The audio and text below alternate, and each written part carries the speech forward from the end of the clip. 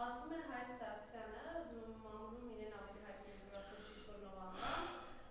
այսպեսի հայտարարություն է անում, ըստ ձեզ ինչ է կատարում ԿՊ-ի ներսում, կան ինչ-որ նոթումորներ, թե ոչ, ճիշտ ասած Ալեն Սիմոնյանները ժամանակին գրում էր, որ մեծագույն կոնֆլիկտը իրականում Ալեն Սիմոնյանի և Հայկ Սարգսյանի միջև է, և ճեպազրույցի ժամանակ Ալեն Սիմոնյանն իր հերթին հայտնել, որ Հայկ Սարգսյանը ոնց չի հասկանում էլի, որ այդ իր դուրս մնալը հիմա, եթե լուրջ պատճառ չլիներ, Հայկ Սարգսյանի ԿՊ-ի ցուցակից չէին քանի, ցավում եմ, որ չի հասկացել, խնդրեմ։ Գիտեք, ինչքանով է լուրջ պատճառը կամ բան, ասենք լրջության աստիճանը, լրջության աստիճանի գնահատականը ԿՊ-ում, դա, այսպես ասենք, հարաբերական հարց է, որովհետև այդ շատ հարցեր, որոնք իսկապես լուրջ են ԿՊ-ի համար, կարծես թե որևէ նշանակություն չունեն, մանավանդ արժեհամակարգային առումով, իսկ շատ հարցեր, որոնք ըստ էության երկրորդական, 10-րդական են, դրանք լուրջ են համարվում, այնպես որ ես դժվարում եմ գնահատել, թե ինչ լուրջ խնդիր ունեն իրար մեջ, եւ ճիշտ ասած ինձ համար այդքան էլ հետաքրքիր չի, թե կոնկրետ անձը ինչ խնդիրներ ունի ձեր ասած այդ պաշտոնյայի հետ, քանի որ ճիշտ ասած լավ չեմ պատկերացնում, որ այդ պաշտոնյան կարող է ինչ-որ լուրջ հարցերի շուրջ adekvat ինչ-որ գնահատականներ տալ, բայց դա այլ հարց է առհասարակ։ Իսկ ինչ վերաբերում է, թե ինչ է տեղի ունենում ԿՊ-ում տեղի ունենում նախընտրական պայքար քիչ թե շատ անցողիկ տեղերի համար։ Այդ կարկանդակը, որը կոչվում է անցողիկ տեղեր, բավականին նեղացել է։ Եթե առաջ, ասենք, ԿՊ-ն կարողանում էր օրինակ 18-19 թվականներին անցկացնել մոտավորապես 100 մարդ խորհրդարան, ապա հիմա ընդամենը 72 ունի, եւ իրենք էլ նույնիսկ եթե համարենք, որ շատ adekvat չեն, բայց միևնույնն է հասկանում են, որ մոտավորապես կեսն է անցնելու լավագույն դեպքում։ Կարկանդակը, այսպես ասած, փոքրացել է, հավակնորդները դեռևս մնում են, եւ բավականին լուրջ պայքար է գնում, եթե չասեմ ներկլանային կռիվ, այդ կարկանդակում հնարավորինս մեծ ներկայություն ունենալու համար։ Այս առումով, երբ ասում են, որ այսինչ մարդը, որը որ այսինչ կլանի ներկայացուցիչ է, բան ունի, վատ հարաբերություններ ունի, այսինչ կլանի ներկայացուցիչի հետ իշխանական, դա այսօր նախընտրական պայքարի իրենց բանն է, տրամաբանությունն է, կլանները, ներքաղաքական, տնտեսական, ֆինանսական ազդեցության խմբերը իշխանության մեջ պայքարում են նոր ձևավորվելիք խորհրդարանում ունենալ հնարավորինս մեծ ներկայություն, բայց նորից եմ կրկնում, հիմա առանձնահատկությունն այն է, որ իրենք շատ լավ հասկանում են, որ ասենք 72-73 ԿՊ-ական խորհրդարանում չի կարող լինել տեսականորեն նույնիսկ լինելու է լավագույն դեպքում դրանց կեսը, այդ իսկ պատճառով կարկանդակը նորից եմ ասում փոքրացել է, այդ անցողիկ տեղերը քչացել են, կռիվը թեժացել է։ Հիմա տվյալ դեպքում, եթե Հայկ Սարգսյանն ասում է, որ ինքը այլևս չի պայքարելու այդ բանի համար, դա երևի թե այն պատճառով է, որ իրեն ուղղակիորեն ինքը հասկացրել են կամ ինքը հասկացել է, որ իր ռեսուրսները չեն հերիքում, որպեսզի ինքը կարողանա իրավիճակ փոխել, բայց քանի որ այնուամենայնիվ մինչև հիմա էլ Նիկոլ Փաշինյանը ինչքան է թուլացել է իր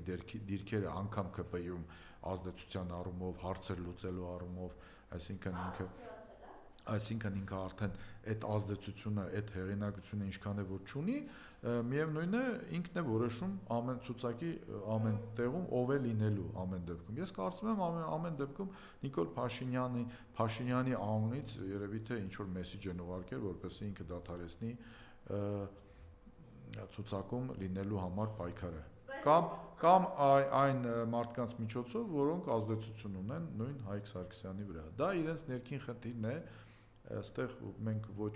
մենք երևի թե ցանկություններ չկա մտնել մատի մատանու արանքը։ Հիմա կլինի Հայկ Սարգսյանը խորհրդարանում թե չի լինի,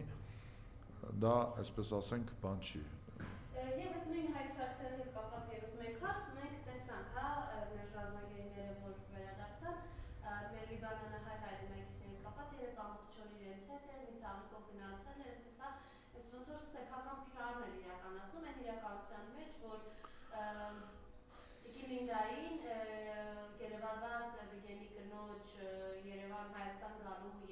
այստեղ մնալու հոգատությունը բացառապես դաշնակցության շնորհիվ է իրականացվել, այստեղ ծախսը տեսել է Իշխան Սաղաթելյանը, իր գալը կազմակերպել է Լիբանանի դաշնակցության գրասենյակը, ու ինչպես էսպես, մի ծաղրով ուղղակի գնացել է եւ ինչպես է փորձում, այսպես ասենք, սեփական անձի վրա ուղղել է։ Ինչ վերաբերում է, որ դաշնակցությունն է հոգացել այդ ամեն ինչը, ծախսերը եւ այլը, այդ ամեն ինչը, դա իսկ կարծում եմ երևի թե նորմալ է, երևի թե դա կապ ունի, այսպես ասենք, իրենց ստատուսի հետ, այսինքն դաշնակցության դերը, դաշնակցության հետ կապերը եւ այլը, դա շատ նորմալ է, դա ողջունելի է եւ երևի թե բնական է, դա արձանագրենք որպես բան։ Ինչ վերաբերում է այդ բաներին, սեփական PR, գիտեք, այսպես ասեմ, ես քանի որ տվյալ պարագայում ես չգիտեմ, ճիշտն ասամ, Հայկ Սարգսյանի եւ մեր ռազմագերու կապը եւ ընտանիքի հետ կապը բացարձակ ճիշտն ասած չգիտեմ, գուցե կա անցյալ,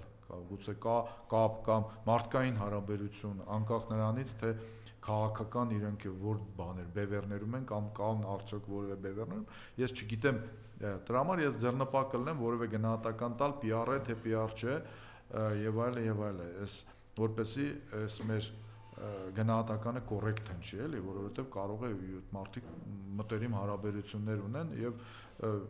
ասենք օրինակ Հայկ Սարգսյանի համար Վիգենը բավականին, ասենք, հարազատ մարդ է գուցե, ես չգիտեմ, դրա համար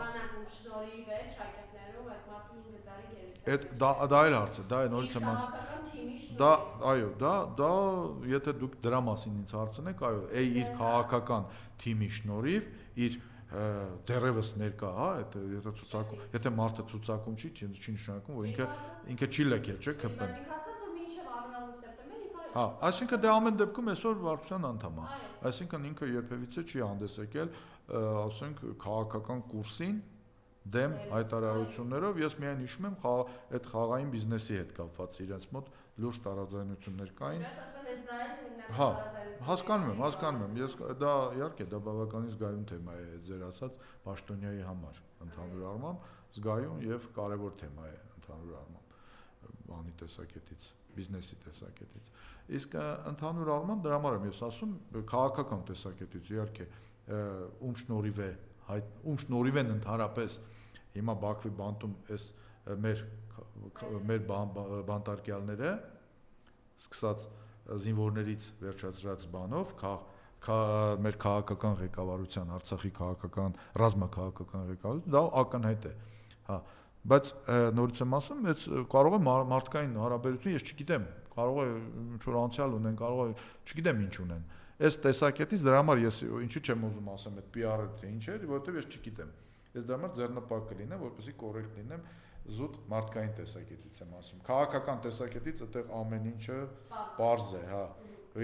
Եվ գուցե մեր